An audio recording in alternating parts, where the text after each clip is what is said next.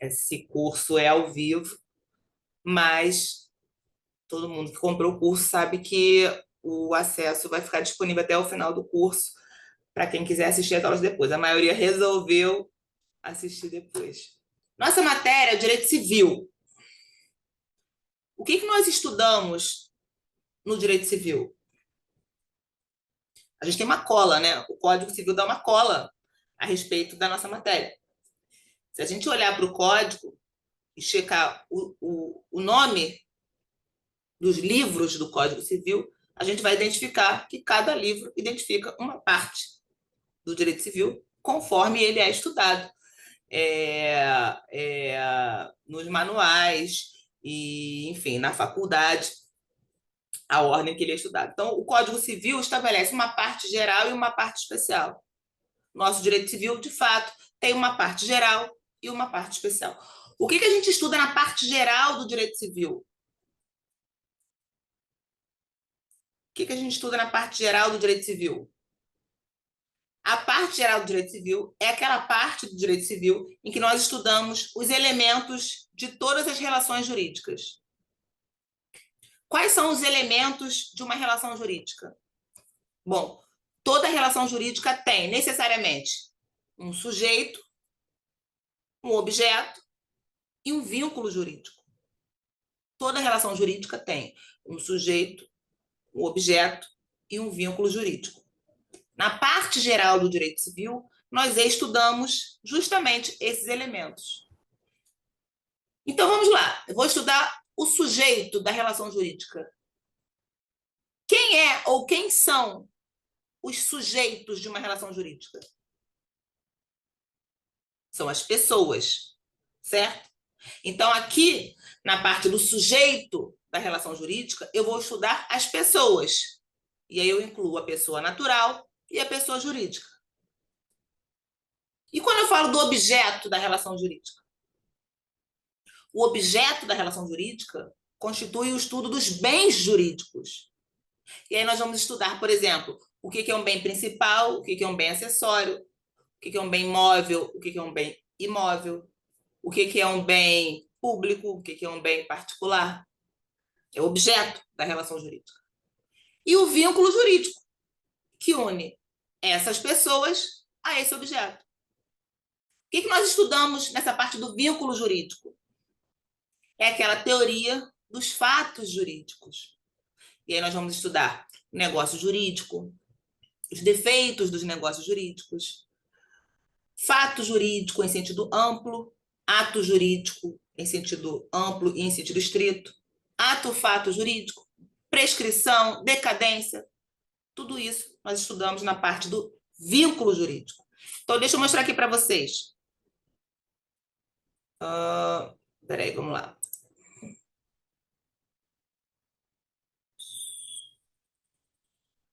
Compartilhar.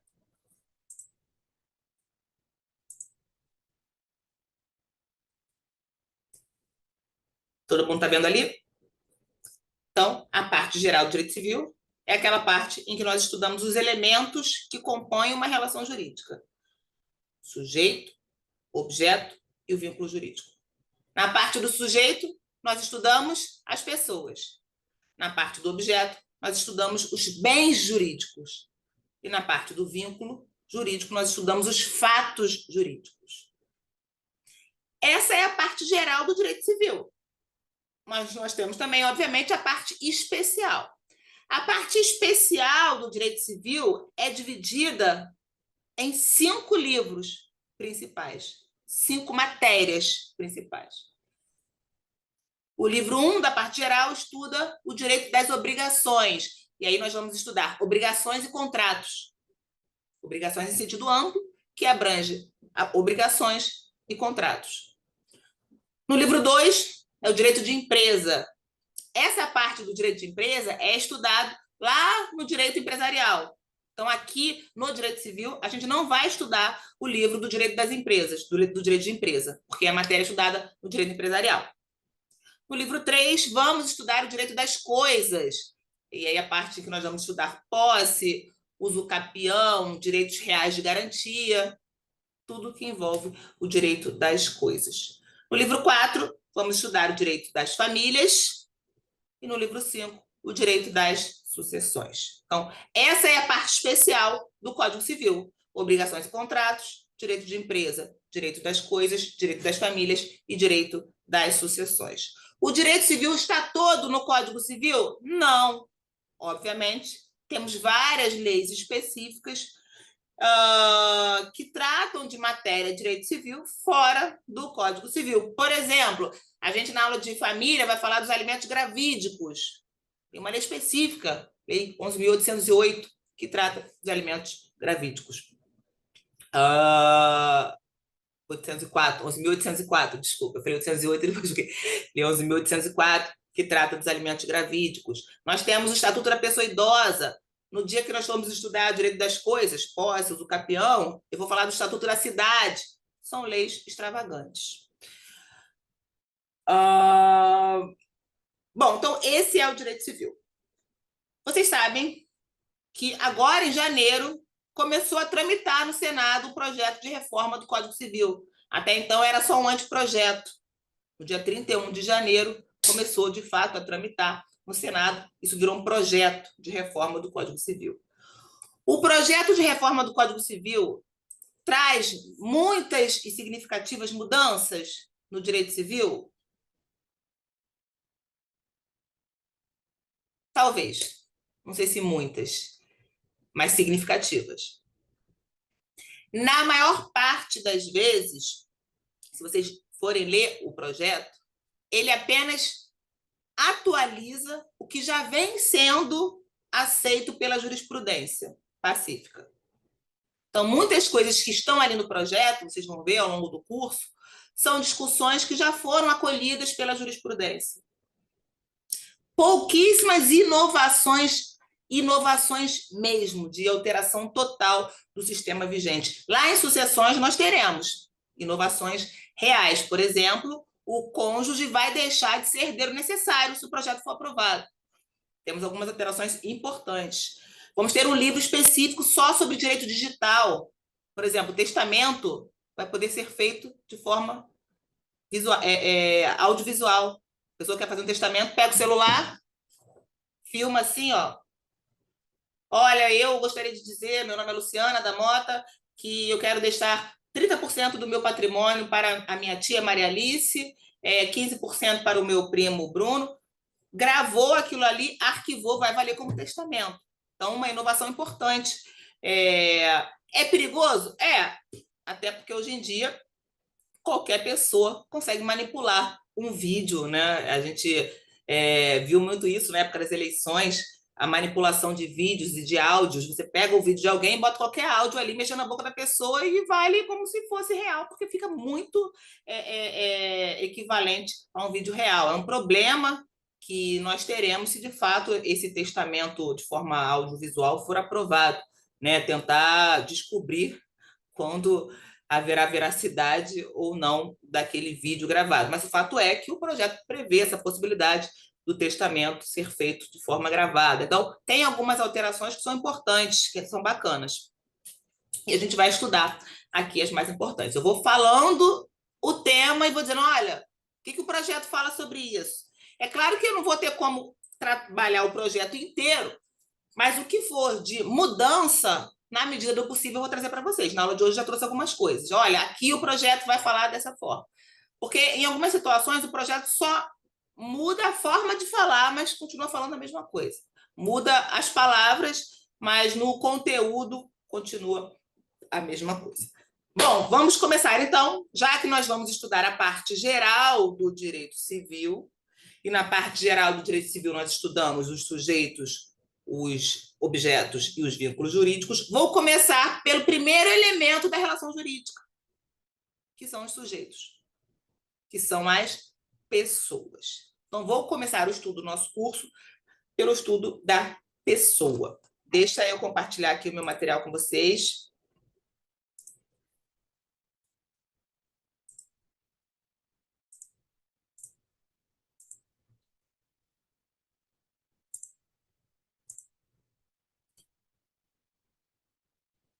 Vamos lá. Quando eu falo em pessoa, eu, obviamente, estou me referindo a um ser dotado de personalidade. Pessoa é quem tem personalidade. Só que o conceito de personalidade pode ser visto sob dois aspectos: pelo aspecto subjetivo e pelo aspecto objetivo. Quando eu falo em personalidade, eu posso estar me referindo a um instituto visto sob o viés subjetivo, e aí, nesse sentido, a personalidade representaria a aptidão que a pessoa tem para ser titular de direitos e obrigações. É um viés patrimonial. Tem personalidade quem tem aptidão para ser titular de direitos e obrigações. Personalidade, em sentido subjetivo, é a aptidão para ser titular de direitos e obrigações. Pelo viés patrimonial, por esse sentido subjetivo, a pessoa jurídica tem personalidade? Tem. A pessoa jurídica tem uma aptidão genérica para ser titular de direitos e obrigações na vida civil. Então, a pessoa jurídica tem personalidade em sentido subjetivo. E a pessoa natural tem personalidade em sentido subjetivo? Tem também. A pessoa natural tem personalidade em sentido subjetivo. Aptidão genérica para ser titular de direitos e obrigações. Aptidão genérica.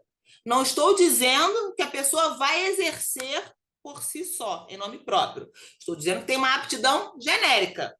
Eu tenho um filho de 4 anos que se chama Gustavo. O Gustavo tem aptidão genérica para ser titular de direitos e obrigações? Tem. Ele tem uma aptidão genérica para ser titular de direitos e obrigações.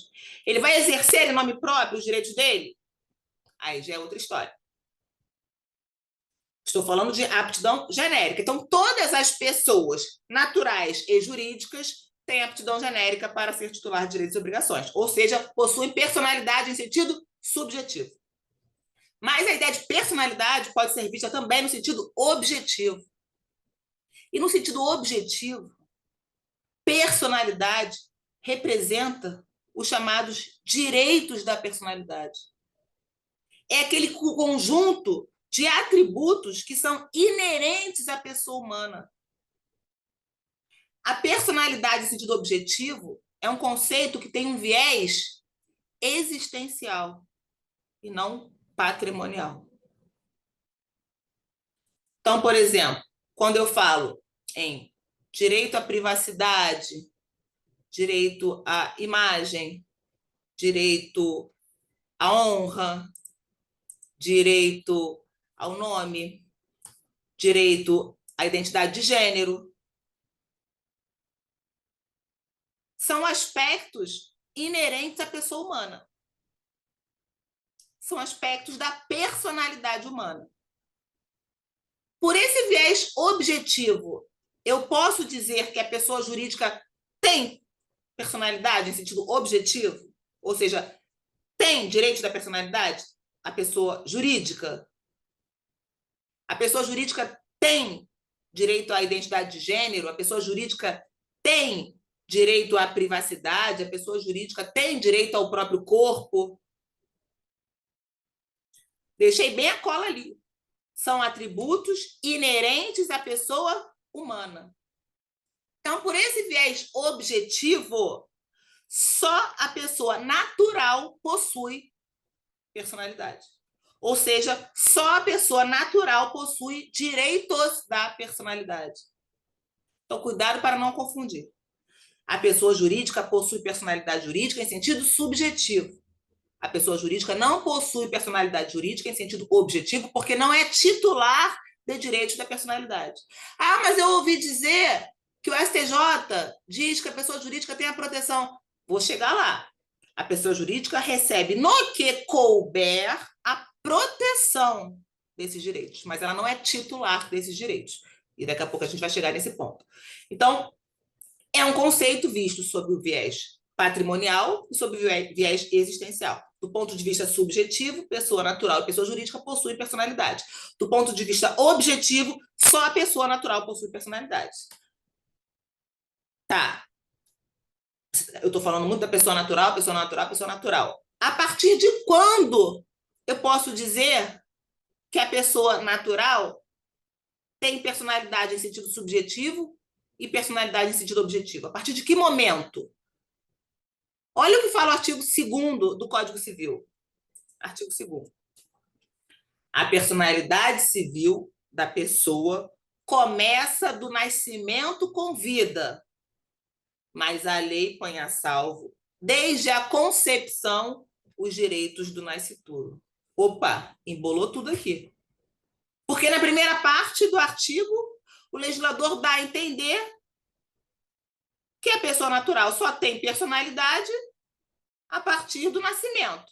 Mas na segunda parte, diz que desde a concepção, ou seja, o nascituro, já tem direitos. Daí surge aquele debate antigo, desde a época que eu estava na faculdade, lá em, não vou falar o ano, vocês vão saber quantos anos eu tenho, a respeito das teorias que foram adotadas eventualmente pelo Código Civil. Será que o Código Civil adotou a teoria natalista? Será que o Código Civil adotou a teoria concepcionista? A partir de quando existem pessoas com personalidade? Desde a concepção ou desde o nascimento? É uma discussão que perdeu um pouco o sentido. Por quê? O STJ já há muito tempo, vem ressaltando e adotando o entendimento no sentido de que o nascituro, ou seja, aquele que ainda não nasceu, mas já foi concebido, possui toda a proteção dos direitos da personalidade. Então, a personalidade objetiva, em sentido objetivo, ou seja, pelo viés existencial, é adquirida desde a concepção. A personalidade em sentido objetivo, ou seja, os direitos da personalidade, são adquiridos pelo nascituro desde a concepção. Porém, no que tange a personalidade em sentido subjetivo, ou seja, a aptidão genérica para adquirir direitos e obrigações, aí sim, nós adotamos a chamada teoria natalista. Cuidado!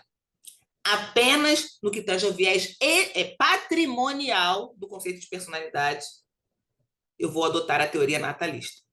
Por quê? Porque o nosso legislador, ele guarda, ele protege os direitos patrimoniais do nascituro, mas ele não garante já ao nascituro o direito patrimonial antes dele nascer. Ficou confuso, então vamos lá. O nascituro, ele tem vocação hereditária? Um homem é casado com uma mulher, a mulher está grávida. O rapaz morreu. O pai do nascituro morreu. O nascituro é herdeiro? Bom, o que diz a lei? Ele tem vocação hereditária. Ele entra na ordem de vocação hereditária. Mas ele recebe a propriedade daqueles bens herdados enquanto ele está na barriga ainda? Não. Ele vai ficar com a cota parte dele na herança guardada, guardadinha ali, a cota parte dele. Se ele nascer com vida, ele recebe aquela cota parte. Se ele nascer morto, ele não chegou nem a receber a propriedade daqueles bens. Então, enquanto ele é nascituro, ele não é ainda titular daquele direito patrimonial herdado pelo pai. A lei guarda, a lei determina que a cota parte dele na herança fique protegida, guardada, esperando o nascimento. Nasceu vivo, recebeu a cota parte na herança. Nasceu morto, ele nem recebeu.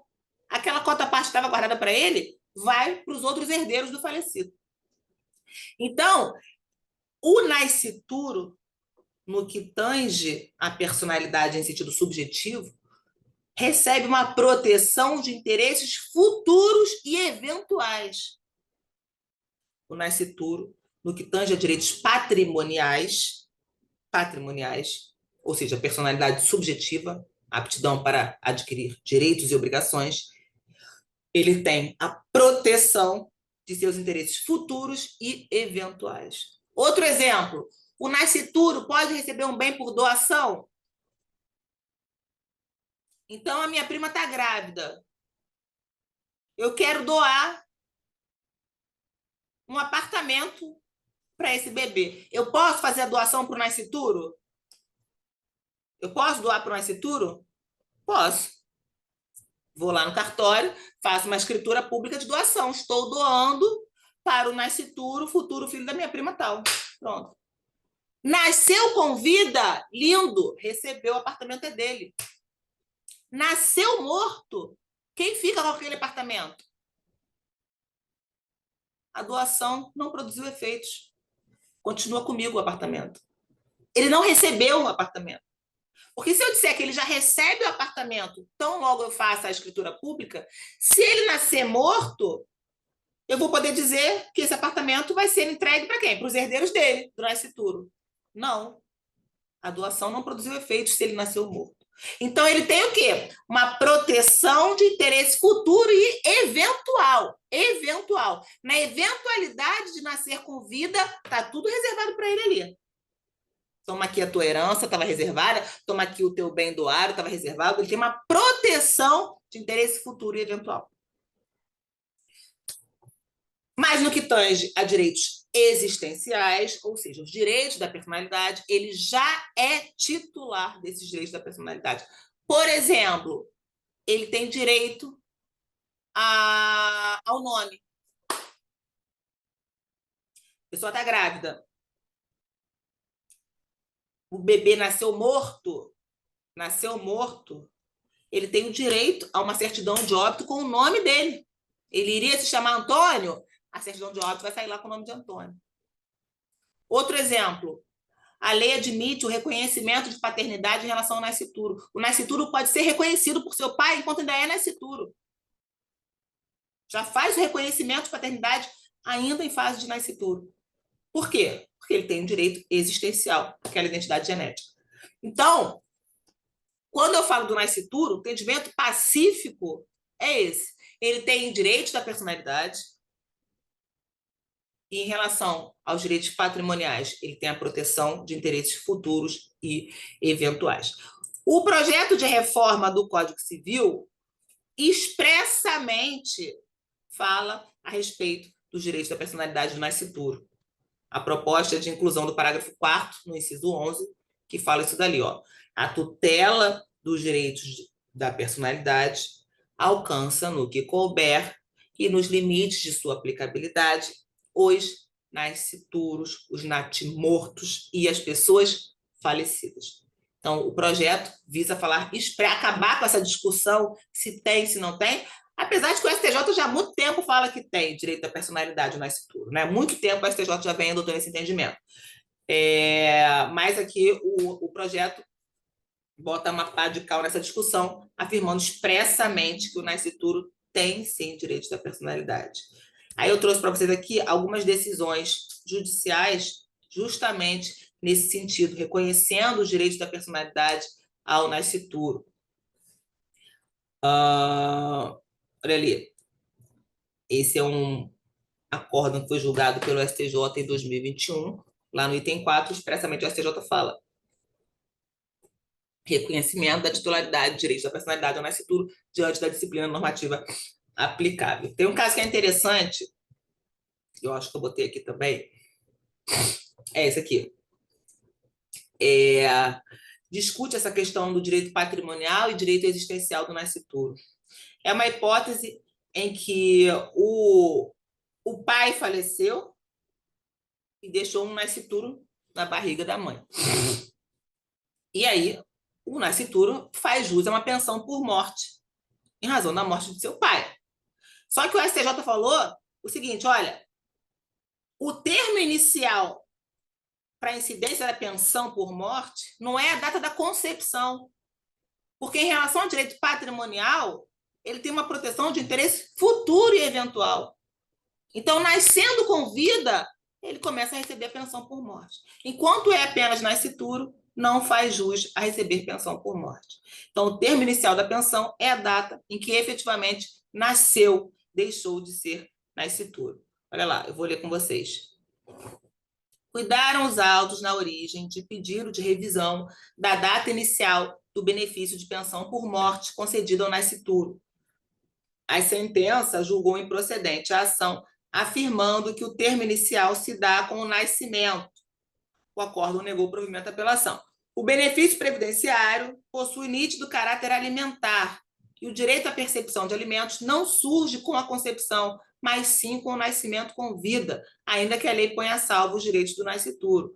O artigo 2º do Código Civil condiciona a aquisição da personalidade jurídica ao nascimento, enquanto que a Lei 8.213 não prevê a possibilidade do nascituro receber o benefício de pensão por morte, resguardando sua concessão apenas a partir do nascimento, quando efetivamente adquire a condição de dependente do decujus. Então, como o recebimento de pensão é um direito patrimonial, ele só recebe a partir do efetivo nascimento. Então, o termo inicial é o nascimento. Nascituro não faz jus à pensão por morte enquanto ainda é nascituro.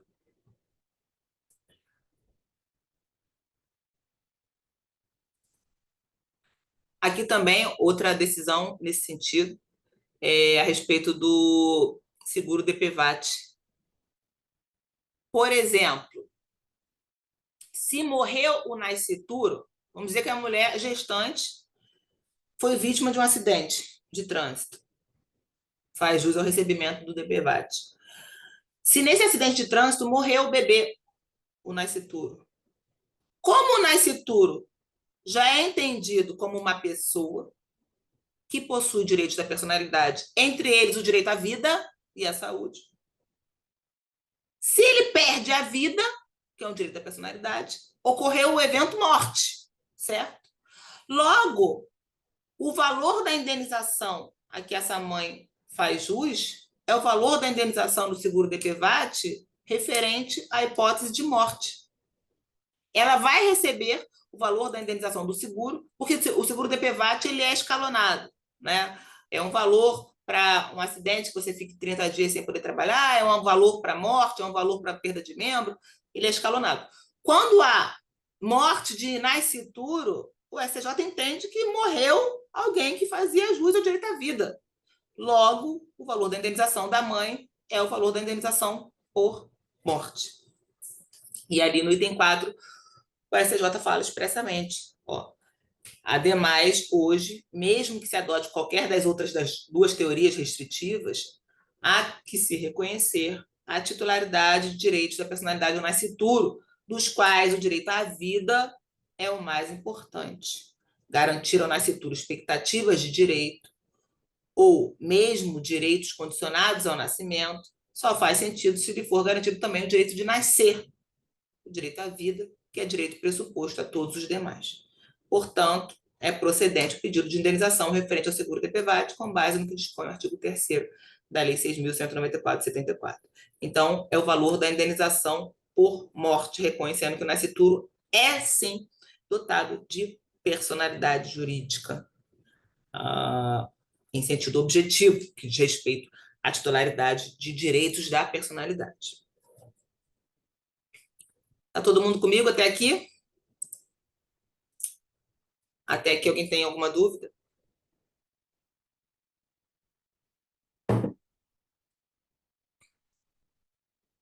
Tudo ok. Estou indo bem devagar para não assustar. Aproveitando que entrou pouca gente na aula ao vivo, estou indo bem devagar para não assustar, porque o meu ritmo é um pouco mais rápido. Na próxima aula eu vou acelerar. Porque se eu assustar vocês hoje na primeira aula, acabou, ninguém volta. Então vamos lá. Não, não vou acelerar, não. Meu ritmo acelerado, vocês não. Ninguém vai dar conta do meu ritmo acelerado. Bom, vamos continuar então. Deixa eu voltar. Tá, falei do nascituro. Quem é o natimorto? O natimorto é aquele que nasceu sem vida. Ele foi nascituro em algum momento. Tirei, né, os slides, deixa eu botar aqui de novo. Ele foi nascituro em algum momento, mas nasceu morto. Qual é o critério para saber se ele nasceu com vida e morreu ou se ele já nasceu morto? Ah, mas por que importa isso? Morreu, morreu. Não importa. Importa principalmente no que tange a aquisição de direitos patrimoniais, direitos hereditários. Se ele nasceu com vida e morreu 3 segundos depois, a situação é uma. Se ele já nasceu morto, a situação é outra. Se ele já nasceu morto, ele não recebeu a herança. Lembra quando eu falei que a cota-parte dele na herança fica guardadinha? Se ele nasceu morto, ele não recebeu aquela cota-parte. Essa cota-parte volta para o monte e é partilhada entre os herdeiros do falecido. Se ele viveu por 3 segundos e morreu, ele recebeu a cota-parte dele na herança. E quando ele morre, aquela cota-parte dele é partilhada entre os herdeiros dele, nascituro. Né? Não mais nascituro. Bebê que nasceu. Então, faz diferença. E o critério utilizado pelo nosso ordenamento jurídico é: respirou, entrou ar nos pulmões, nasceu vivo. Nem entrou ar nos pulmões, nasceu morto.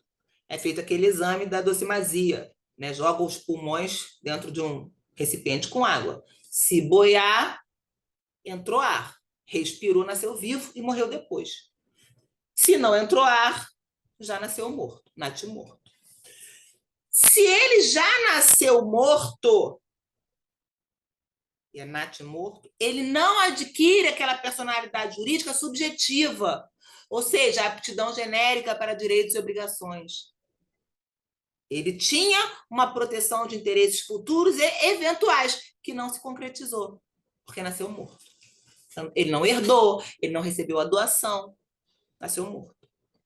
Respirou, morreu depois, ele recebeu, sim, toda a proteção da personalidade jurídica em sentido subjetivo, ainda que por pouco tempo. Mas o natimorto, como por algum momento ele foi nascituro, ele tem a proteção dos direitos da personalidade, enquanto é nascituro, né? Enquanto ele era ainda um bebezinho em fase ali de pós-concepção e antes de morrer. Então, ele faz jus, por exemplo, como eu já falei, nasceu morto, tem direito de ser registrado com o nome dele, tem direito de ser sepultado. Os direitos da personalidade, a ele, no que couber, se aplicam, tanto ao nascituro como ao natimorto. E já falei para vocês, né? O projeto de reforma do Código Civil fala expressamente nesse direito do nascimorto. Olha lá, vou voltar lá. Aqui, ó. O parágrafo 4º do artigo 11, se for aprovado o projeto, né? Estou falando ainda o que está incluído na redação do projeto, fala expressamente do natimorto como titular de direitos da personalidade. Então, no que couber, né? Não vou dizer que o natimorto, depois de morto, tem direito à privacidade, não faz muito sentido, mas ele tem direito à sepultura, tem direito ao nome, por exemplo. Agora, cuidado para não confundir a situação do nascituro com a situação do embrião, porque juridicamente são situações diferentes. O legislador chama de nascituro aquele que já está implantado no útero da mulher. O nascituro é aquele embrião que foi concebido e está já implantado no útero. Está já se desenvolvendo para um dia nascer. Quando a gente fala em embrião, o termo embrião, juridicamente, não se confunde com o termo nascituro. O embrião, aquele que está lá congeladinho no laboratório, esperando para ser implantado, não recebe o mesmo tratamento jurídico do nascituro. O embrião criopreservado não recebe o mesmo tratamento jurídico do nascituro. Essa discussão tomou relevância no julgamento da ADIM 3.510. Vocês conhecem a Lei 11.805, de 2005, que é a Lei de Biossegurança Nacional. Essa Lei de Biossegurança tem uma previsão específica, salvo engano, artigo 5º, que diz o seguinte: os embriões criopreservados que estão no laboratório, depois de 3 anos congelados, se não forem utilizados para serem implantados no útero, eles podem ser descartados. E mais, além de poder ser descartados, podem ser utilizados para fins de pesquisa com células-tronco. Quando surgiu essa lei de biossegurança, muita gente questionou, mas como assim vai descartar o embrião, vai jogar o embrião no lixo? Mas o embrião é uma pessoa, vai jogar a pessoa no lixo assim? Vai usar para fins de pesquisa? É instrumentalização da pessoa? E aí surgiu a SADIM 3.510. O julgamento dessa ADIM, o acórdão em que o Supremo julgou essa ADIM, é uma aula de direito civil. É uma aula, é uma aula. Eu sempre recomendo para os alunos. Quem quer estudar teoria natalista, teoria concepcionista, início e fim da personalidade, essa questão toda do tratamento do nascituro, tem que ler esse acórdão dessa ADIM. E no julgamento dessa ADIM, o que falou o Supremo Tribunal Federal? Primeira observação: embrião criopreservado não é a pessoa. O embrião criopreservado não tem personalidade jurídica. Nem em sentido objetivo e muito menos em sentido subjetivo. Não tem direito da personalidade, não tem interesse patrimonial futuro tutelado, porém, não dá para tratar o embrião como eu trato qualquer objeto. Eu não posso dizer que o embrião criopreservado vai ser descartado enrolando ele em papel higiênico, jogando na lixeira, ou então jogando na descarga, na privada, dando descarga. O Supremo reconheceu que ali tem uma vida em potencial. Então, ele merece um tratamento diferenciado, o que não quer dizer que seja pessoa. Para lidar com esse embrião criopreservado, quando ele for descartado ou utilizado para fins de pesquisa, é necessário que haja um cuidado específico, né? Uma segurança específica para lidar com aquela vida em potencial, mas não recebe tratamento jurídico como pessoa. Tem uma questão que é interessante, que a gente vai ver no final do curso, na aula de sucessões, que é a respeito do direito sucessório do embrião. O projeto de reforma do Código Civil fala expressamente isso.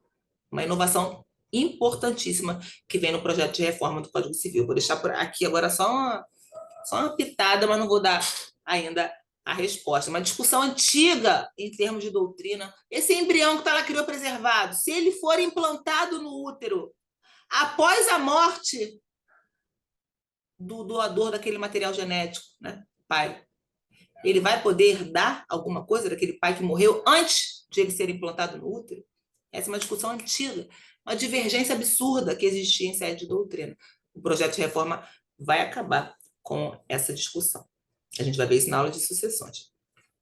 Fato é que o embrião, hoje, ele não é tratado como o nascituro. O tratamento do embrião é diferenciado. Quem falou isso foi o Supremo Tribunal Federal. E eu deixo aqui como dever de casa a leitura do acórdão em que o STF julgou essa ADIM 3.510. Bom, falamos já sobre personalidade, já sabemos que a pessoa jurídica tem personalidade jurídica em sentido subjetivo, porque ela tem aptidão genérica para ser titular de direitos e obrigações. Já sabemos que a pessoa jurídica não tem personalidade jurídica em sentido objetivo, que são os direitos da personalidade, porque são inerentes à pessoa humana. Já sabemos que o nascituro tem personalidade jurídica em sentido objetivo, porque ele tem direitos da personalidade, o STJ já falou várias vezes isso. E em relação à personalidade jurídica em sentido subjetivo, o nascituro tem uma proteção de interesses futuros e eventuais. Agora, vamos voltar. Falei para vocês assim, eu tenho um filho de 4 anos, o Gustavo. Ele tem personalidade jurídica, tanto em sentido subjetivo como em sentido objetivo. Ele é uma pessoa natural, ele não é mais um nascituro, nasceu com vida, ele tem personalidade jurídica. Então, ele tem direitos da personalidade e ele tem aptidão genérica para ser titular de direitos e obrigações. Agora, ele pode exercer, ele, em nome próprio, todos os direitos e contrair qualquer obrigação? Ele pode assinar um contrato de compra e venda? O meu filho de 4 anos? Não.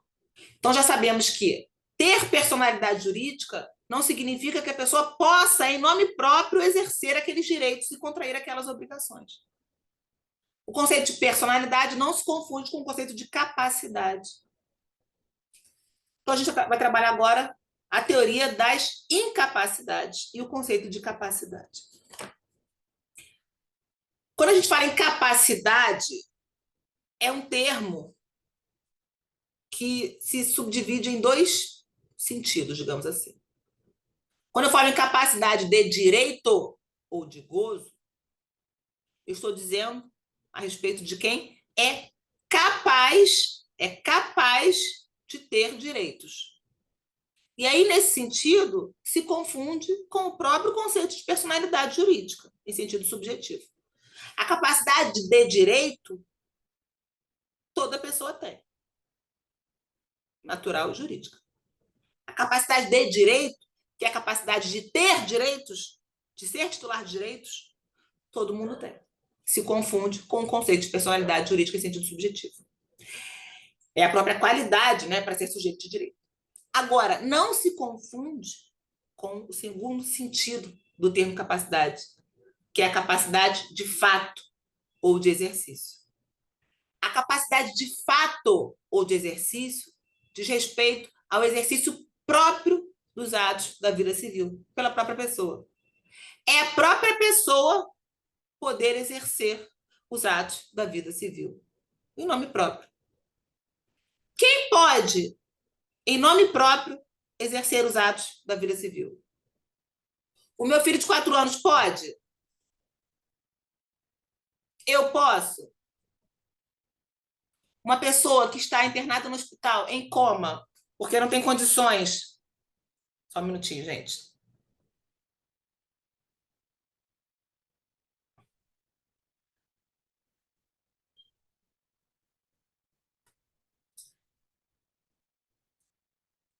Uma pessoa que está em coma, internada no hospital, sem condições de manifestar qualquer vontade, ela pode exercer por si só, por si própria, os direitos dela? Daí surge a chamada teoria das incapacidades.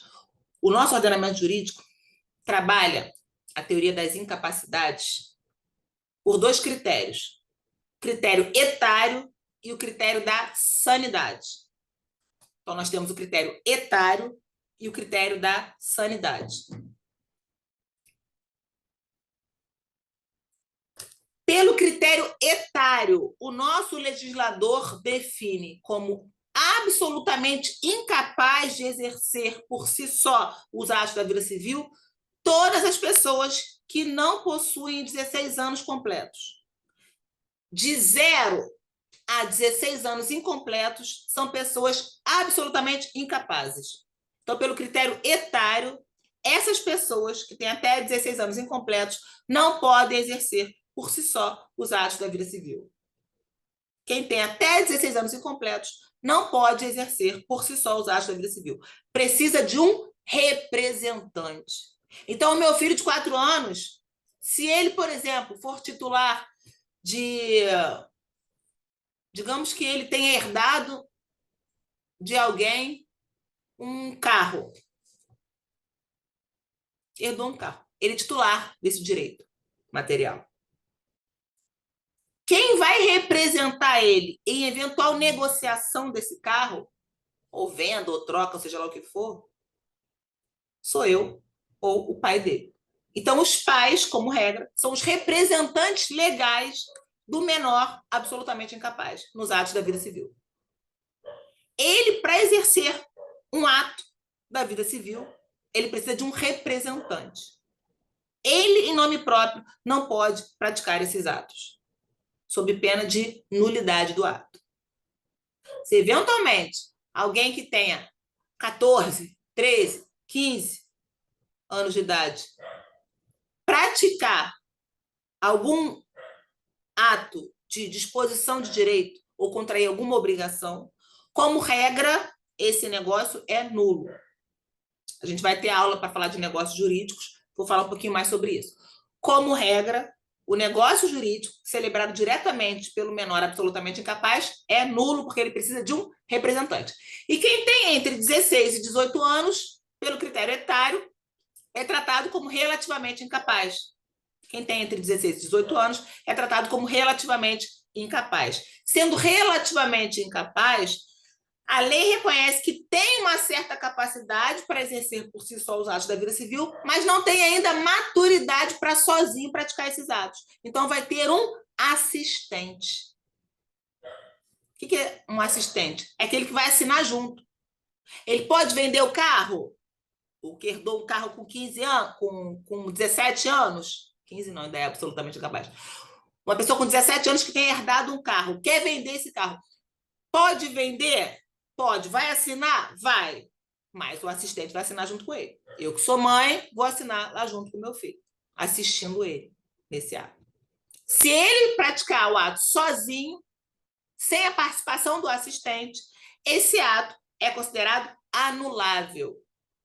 Vou voltar ainda nessas consequências de nulidade, anulabilidade, na aula em que nós formos tratar de fatos jurídicos. Mas já estou adiantando aqui. O ato praticado pelo absolutamente incapaz sozinho, como regra, é nulo. O ato praticado pelo relativamente incapaz sozinho, como regra, é anulável.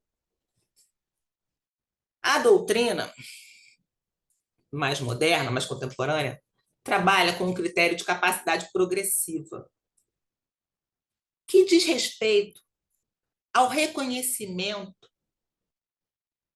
de uma certa autonomia à criança e ao adolescente que seja compatível com a efetiva maturidade e amadurecimento da pessoa.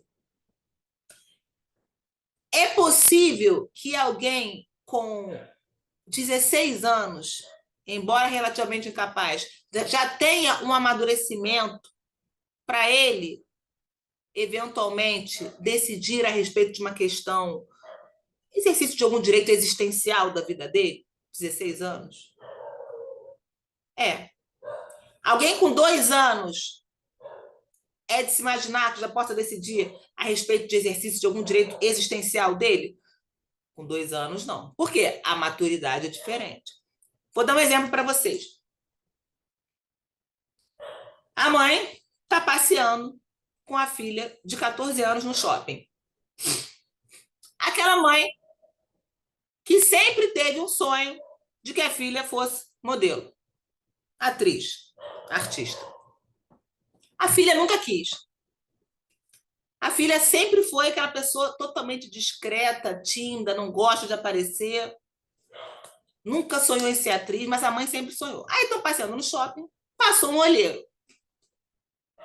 Aí o olheiro viu a mãe com aquela filha lá, chamou: opa, vem aqui.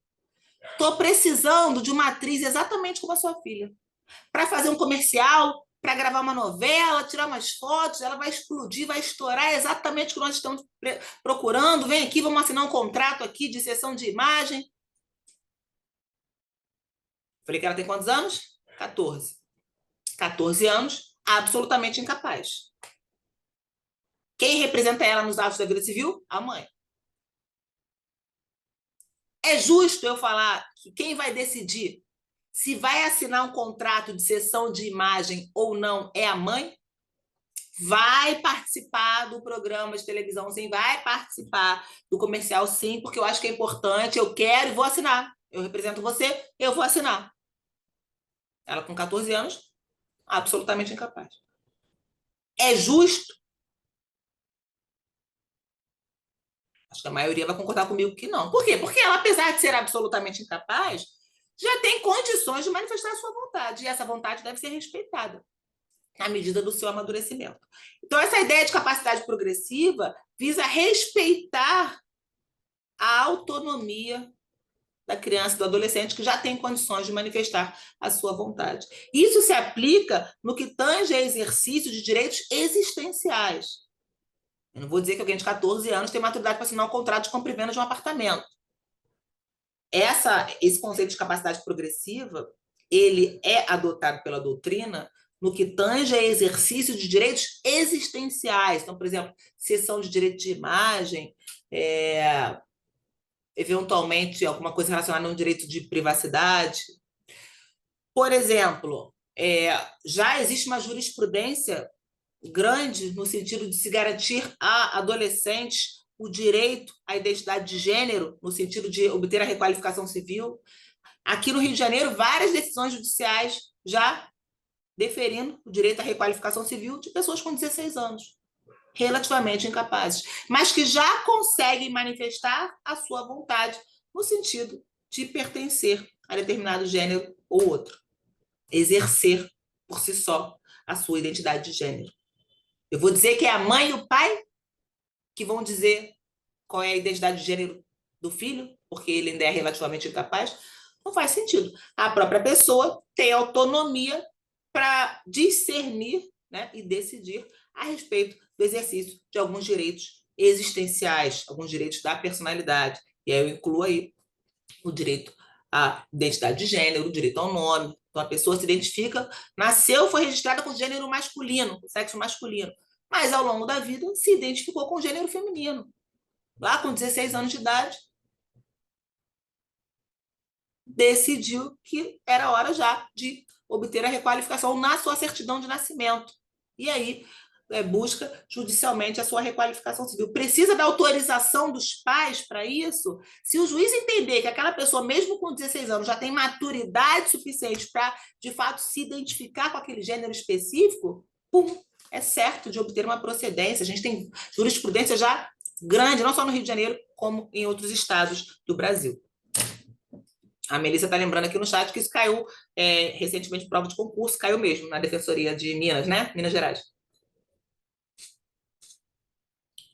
Então, é o reconhecimento da capacidade no que tange exercício de direitos existenciais para adolescentes que tenham condições já de manifestar a sua vontade.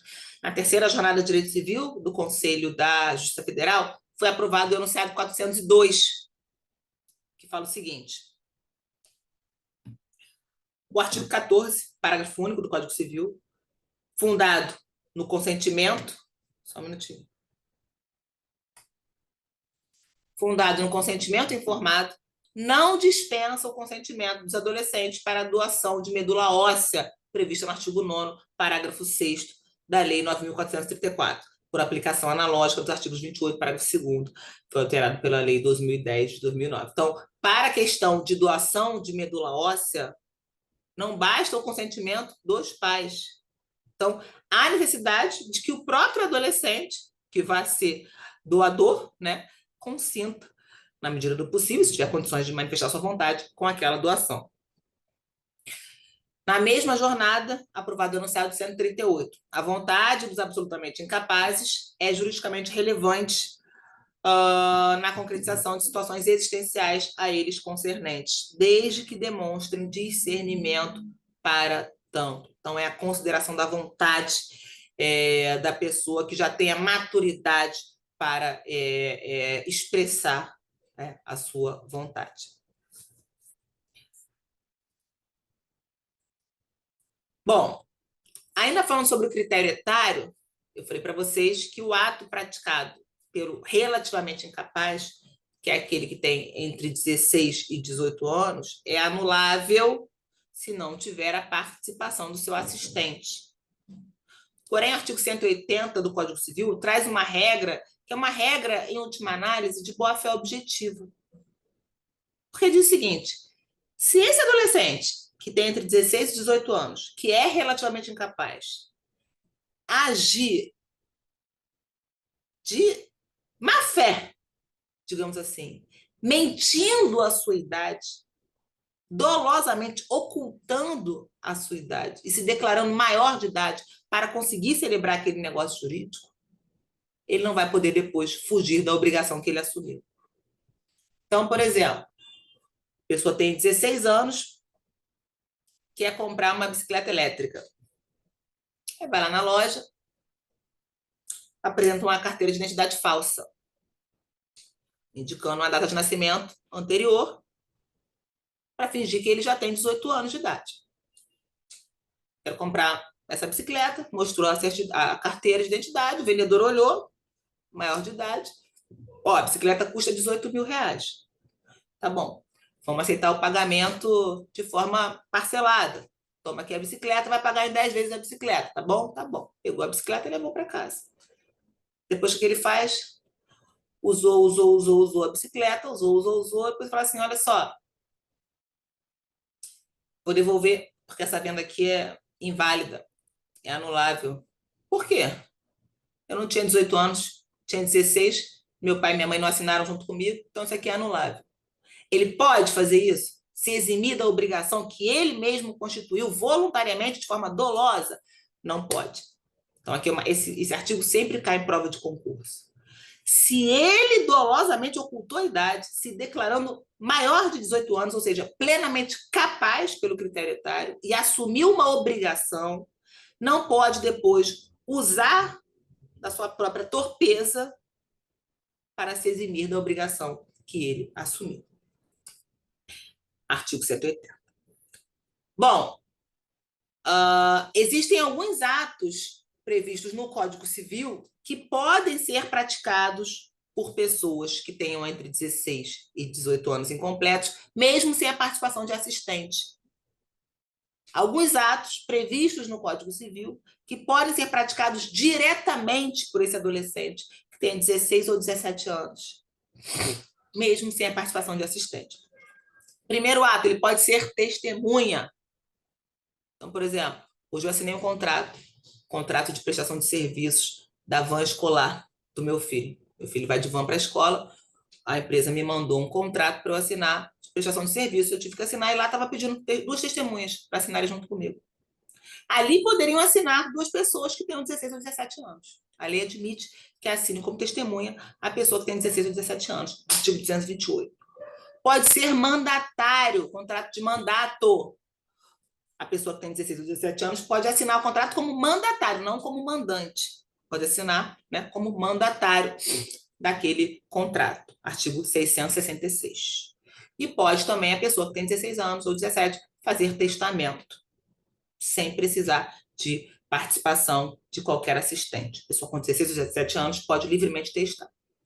Ele também pode casar e você não botou aí. Não botei por quê? Por que eu não botei aqui o casamento? Pode casar com 16 anos, não pode? Mas por que eu não botei aqui o casamento? Porque para o casamento, daquele que tem 16 ou 17 anos, a lei exige o quê? A autorização dos pais. Para o casamento, daquele que tem 16 ou 17 anos, a lei exige a autorização dos pais. Ou, se não tiver autorização, um suprimento judicial. Então, não é um ato que ele vá praticar livremente, independentemente de qualquer participação de assistente assinando junto. Então, para casar, tem que ter autorização dos pais. Mas para testar, não precisa. Para ser mandatário, não precisa. Para ser testemunha, também não precisa. Bom, esse foi o critério etário. Eu falei que o nosso ordenamento jurídico trabalha a teoria das incapacidades com 2 critérios. O critério etário e o critério da sanidade. O critério etário e o critério da sanidade.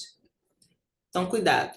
Preste atenção. Pelo critério da sanidade, pelo critério etário, a lei define quem são absolutamente incapazes, de 0 a 16 anos incompletos, e relativamente incapazes, 16 a 18 anos incompletos. Pelo critério da sanidade, a lei só define pessoas relativamente incapazes. Pelo critério da sanidade, ninguém é considerado absolutamente incapaz. Pelo critério da sanidade, ninguém hoje, no nosso ordenamento jurídico, pode ser definido como absolutamente incapaz. O critério da sanidade só define pessoas relativamente incapazes. E os relativamente incapazes, nos termos do nosso Código Civil hoje, são aqueles que estão lá no artigo 4. Pelo critério da sanidade, inciso 2, os ébrios eventuais e os viciados em tóxico. Inciso 3, aqueles que por causa transitória ou permanente não puderem exprimir a sua vontade. Inciso 4, os pródigos. O projeto de reforma do Código Civil dá uma aperfeiçoada aqui no artigo 4º para deixar bem claro que a pessoa com deficiência não se torna automaticamente relativamente incapaz só em razão da deficiência. A gente tem o Estatuto da Pessoa com Deficiência, que é a Lei 13.146, que fala várias vezes que deve-se buscar sempre promover a autonomia da pessoa com deficiência, que a deficiência por si só não induz em incapacidade, que a pessoa com deficiência mantém como regra sua plena capacidade civil. Está lá no Estatuto. O que fez o projeto de reforma? traz essas regras do Estatuto da Pessoa com Deficiência e inclui aqui no Código Civil. Olha lá, o artigo 4º vai passar a ter a seguinte redação, se for aprovado o projeto de reforma do Código Civil. O inciso 2 passa a falar o seguinte, que são relativamente incapazes aqueles cuja autonomia estiver prejudicada por redução de discernimento, que não constitua deficiência. Então, fala expressamente, não pode constituir só uma deficiência. A deficiência por si só não torna ninguém relativamente incapaz, enquanto perdurar esse estado. Então, o que justifica o reconhecimento da incapacidade relativa é a redução do discernimento. A pessoa, por algum motivo, não tem discernimento, não tem condições de ter discernimento. O parágrafo único seria incluído, né, vai ser incluído, se o projeto for aprovado, dizendo o seguinte: as pessoas com deficiência mental ou intelectual, maiores de 18 anos, têm assegurado o direito ao exercício de sua capacidade civil em igualdade de condições com as demais pessoas, observando-se quanto aos apoios e às salvaguardas de que eventualmente necessitarem para o pleno exercício dessa capacidade, o disposto nos artigos 1767 a 1788, a 83, que são os artigos que falam da curatela. Então, se a pessoa com deficiência eventualmente não tiver condições de discernimento, tiver uma redução de discernimento, nesse caso, ela poderá ser submetida à curatela. Não em razão da deficiência, e sim em razão da redução desse discernimento. E o artigo 4º-A, que vai falar: a deficiência física ou psíquica da pessoa, por si só, não afeta a sua capacidade civil. O Estatuto da Pessoa com Deficiência expressamente fala o seguinte: ainda que a pessoa com deficiência tenha uma redução de discernimento, e isso vai implicar em ela ser colocada sob curatela, a curatela só vai afetar o exercício de direitos patrimoniais da pessoa com deficiência. Em relação ao exercício de direitos existenciais, essa pessoa com deficiência vai manter sempre a sua plena capacidade civil. E aí fala expressamente o Estatuto: a pessoa com deficiência tem plena capacidade civil para exercer todos os direitos de natureza existenciais, independentemente de ela estar sujeita à curatela. Então, ela pode casar, ela pode constituir união estável, ela pode exercer guarda de filhos, ela pode adotar um filho, ela tem liberdade para exercer os direitos sexuais e reprodutivos dela. Que mais? Qualquer direito de natureza existencial, a pessoa com deficiência, em nome próprio, pode exercer. Não afeta a capacidade civil dela, a curatela não afeta a plena capacidade civil dela para exercer em nome próprio esses direitos.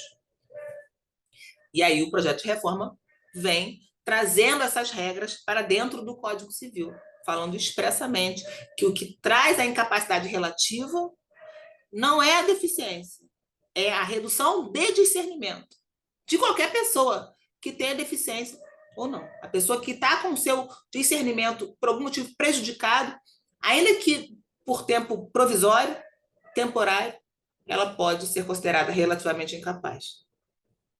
E aí ser submetida ao Instituto da Curatela. Bom, até aqui foi, gente. Falamos sobre personalidade, falamos sobre capacidade. Vamos mudar completamente o assunto. Vamos falar agora sobre emancipação.